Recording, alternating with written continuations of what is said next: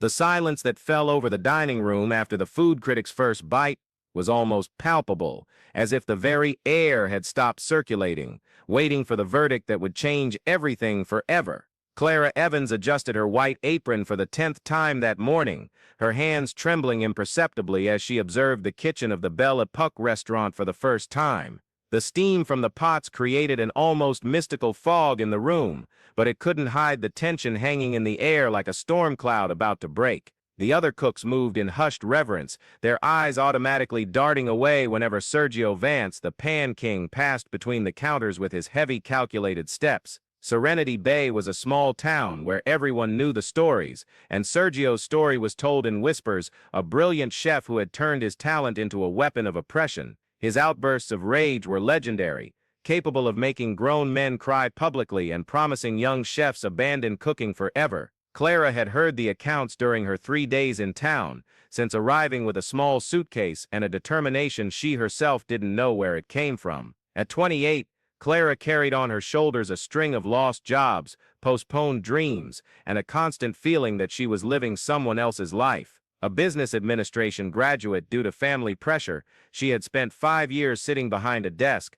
filling out spreadsheets that sucked her soul dry, drop by drop. When she finally mustered the courage to quit everything and try her luck as a cook, she discovered that the culinary world could be even crueler than the corporate one. "You newbie." Sergio's voice cut through the air like a sharp blade, making Clara instantly raise her head. He was watching her with those small, piercing eyes that seemed to see through people and find exactly where it hurt the most. "Since it's your first day, let's see what you're made of. I want you to prepare a filet au poivre. You have 45 minutes. The murmur that spread through the kitchen was like the buzzing of nervous bees. Clara saw the pity in her colleagues' faces and immediately understood this was a trap. The filet au poivre was the house specialty, the dish that had put the Belle Epoque on the region's culinary map. It was also the recipe Sergio used to humiliate beginners, watching them stumble over the technical details while he pointed out each mistake with sadistic pleasure. Clara nodded silently and went to the pantry. Her hands,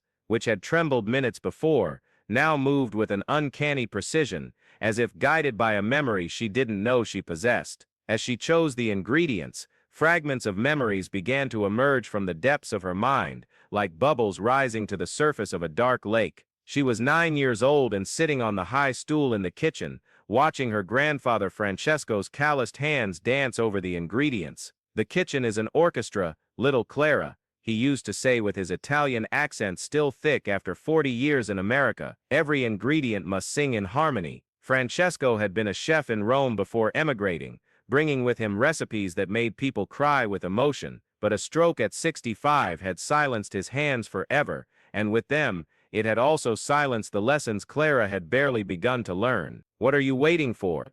A miracle?"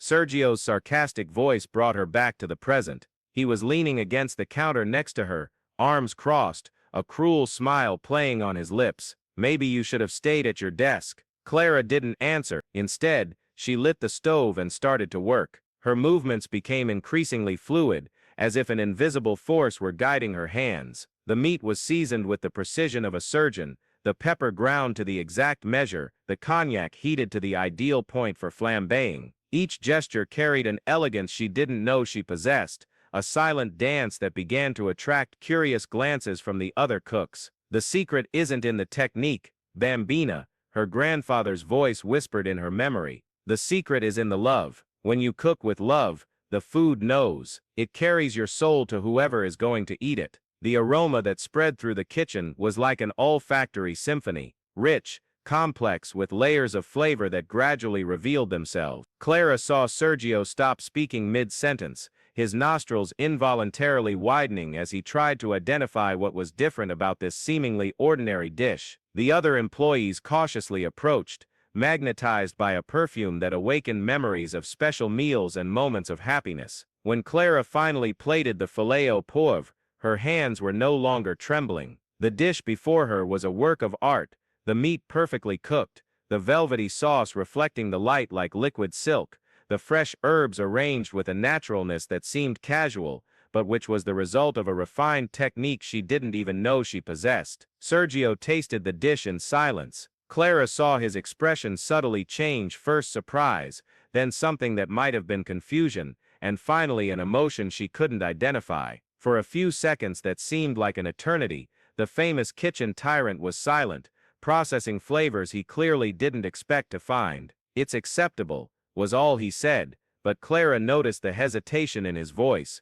the way he avoided her gaze. "Tomorrow you'll work on the grill with the other newbies." That night, Clara returned to the small apartment she'd rented downtown, her legs shaky with exhaustion and excitement. For the first time in years, she felt she'd done something that truly mattered, but at the same time, a flood of long-suppressed memories began to crash over her like a broken dam. She was 16 when her grandfather Francesco died, taking with him all the culinary dreams he'd planted in her young heart. Clara's practical parents used her grief to steer her towards something safer. "Cooking doesn't offer a future, sweetheart. You're too smart to waste your life in a kitchen," and Clara, still fragile from her loss, believed them. She tucked Grandpa's recipes away in a mental attic and tried to convince herself she'd forgotten how love could taste. During the following weeks, Clara worked silently, absorbing every movement, every technique, every secret the Belle Epoque kitchen had to offer. Sergio remained harsh with everyone,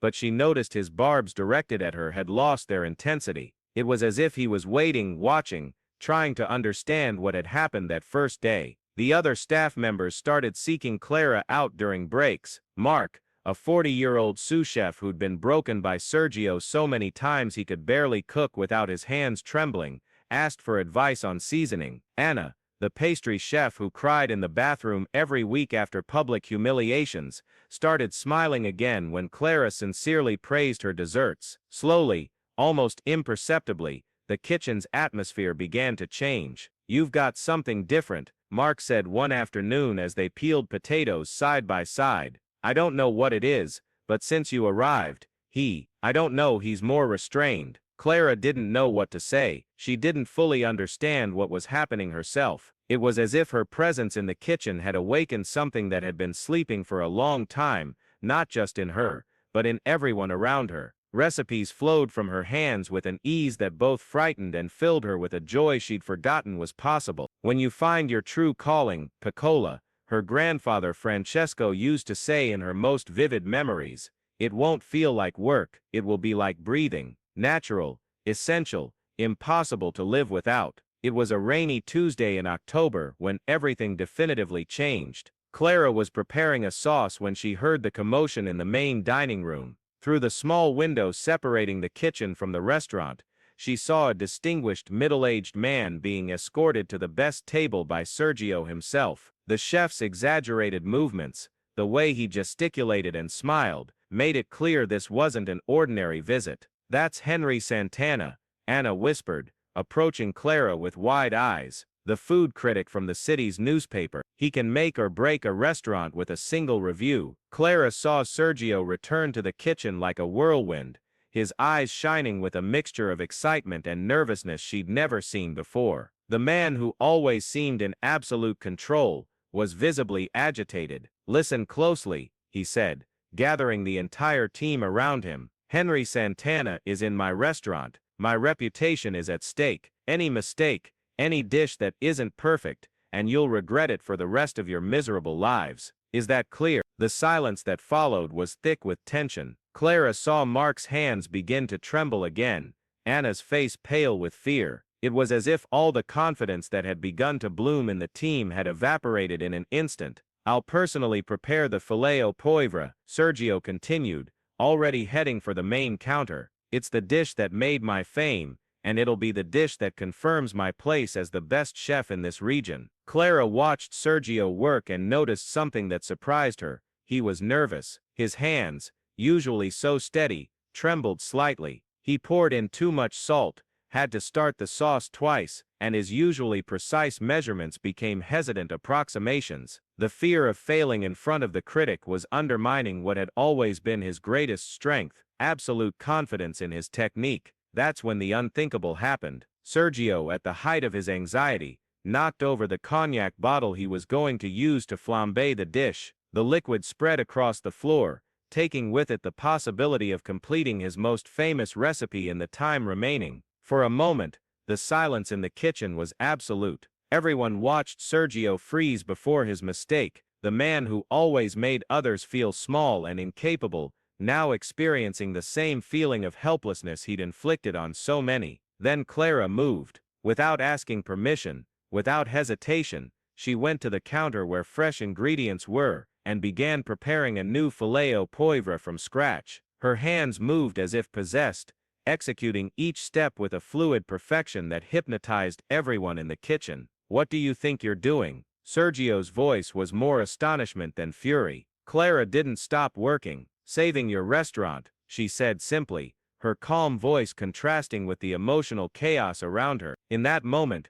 Clara felt the presence of her grandfather Francesco, as if he were beside her, guiding her hands, whispering encouragement in Italian. All the forgotten lessons, all the lost flavors, all the passion buried under years of conformity, surged to the surface in an explosion of sensory memories that made her cry as she cooked. The aroma that spread was even more intense than the first time, rich, complex, with an emotional depth that transcended mere culinary technique. It was as if Clara had poured her entire soul into that dish, channeling not only her own emotions but also her grandfather's love, the wisdom of generations of cooks who understood that food was much more than simple nutrition. When she plated the filet au poivre, even Sergio was silent. The dish before them was a masterpiece, the meat cooked to perfection, the sauce with an impossible creaminess, the aromas intertwining in a harmonious dance that awakened not only the appetite, but also deep emotional memories. "Take it to the critic," Clara said, extending the plate to Sergio. He looked at her for a long moment, his small, piercing eyes now filled with an emotion she couldn't decipher. Without a word, he took the plate and headed for the dining room. Clara and the rest of the team watched through the small window as Henry Santana tasted the dish. They saw his expression gradually change, first surprise, then concentration, finally something that seemed to be genuine emotion. The critic closed his eyes, savoring each bite as if he were experiencing something transcendental. When Henry Santana finished eating, he called the waiter and asked a question that Clara managed to read on his lips. Who was the chef who prepared this dish? What happened next changed everything. Sergio, in front of the most important critic in the region, did something that no one ever imagined he would do. He hesitated. For a few seconds that seemed like an eternity, the man who always claimed all the credit, who never admitted that anyone could be better than him, was speechless. It was Clara who made the decision. Taking off her apron, she left the kitchen and walked to the critic's table. She felt all the attention of the dining room focused on her, but for the first time in her life, she didn't feel afraid. She felt, finally, like herself. "It was me," she said, her firm voice echoing in the silent dining room. Henry Santana observed her with renewed interest. "And what is your name, chef?" "Clara Evans," she replied, and as she said it, she felt as if she were introducing herself to the world for the first time. The critic smiled, a genuine smile that lit up his face. "Clara Evans, this was the best filet au poivre I have tasted in 20 years of my profession. There's a soul in this dish that goes far beyond technique. Where did you learn to cook like this?" Clara felt tears welling up in her eyes. "With my grandfather Francesco. He always said that cooking was a way of loving, and he was right," said Henry, rising from his chair. "May I talk to you for a few minutes? I'd like to know more about your story and your techniques." It was then that the entire dining room began to applaud, first timidly, then growing in intensity until it became an ovation that made the glasses vibrate on the tables. Clara looked around and saw smiling faces, people genuinely moved to witness something special. When her eyes met Sergio's, standing in the middle of the dining room, she expected to see his usual fury. Instead, she found something she never imagined seeing on that face: respect, and perhaps for the first time a glimpse of humility. After Henry Santana left, not without promising a review that would do justice to the exceptional talent he had discovered, Clara returned to the kitchen to find a transformed team. Anna hugged her with tears in her eyes. Mark smiled for the first time since she had met him, and even the waiters had gathered to congratulate her. "You have to subscribe to my YouTube channel," said Anna, excited. "I need to follow your journey, learn from you, and I'll turn on the notification bell so I don't miss a single video." People like you need to be followed by those who truly understand the value of turning dreams into reality. Your story will inspire so many people not to give up on their true talents." Sergio approached as the crowd finally dispersed. Clara braced herself for the confrontation, but he surprised her once more. 20 years, he said, his voice lower than usual. 20 years building this restaurant, this reputation, and in a single night, a newcomer who arrived a month ago showed me that I had forgotten why I started cooking. Clara said nothing, just watched him intently. "When I was your age," Sergio continued, "I also cooked with passion, but at some point, passion turned into ego, ego into control, and control into fear.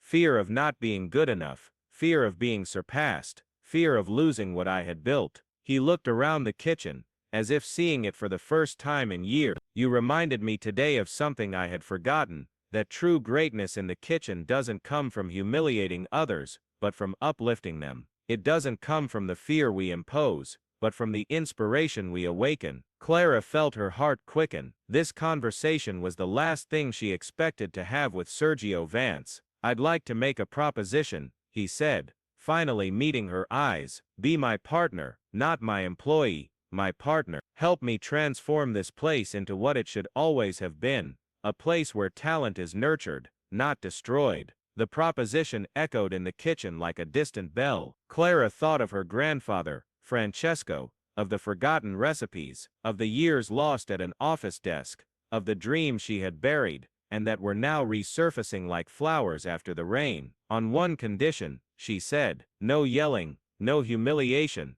no fear. If we're going to do this, we'll do it by creating an environment where people can flourish." Sergio extended his hand, agreed. When she clasped his hand, Clara felt she was sealing not just a business deal, but a pact of transformation, for herself and for everyone who worked there. In the months that followed, the Belle Époque was completely transformed. Under the partnership between Clara and a renewed Sergio, the restaurant became not only a place of culinary excellence, but also an informal school where young talents were developed instead of destroyed. The atmosphere of fear was replaced by a creative energy that infected both employees and customers. Clara developed a mentorship program, where she shared not only culinary techniques, but also the philosophy she had learned from her grandfather, Francesco, that cooking was an act of love, a way to connect people and create lasting memories. Mark regained his confidence and became an exceptional sous chef. Anna began creating innovative desserts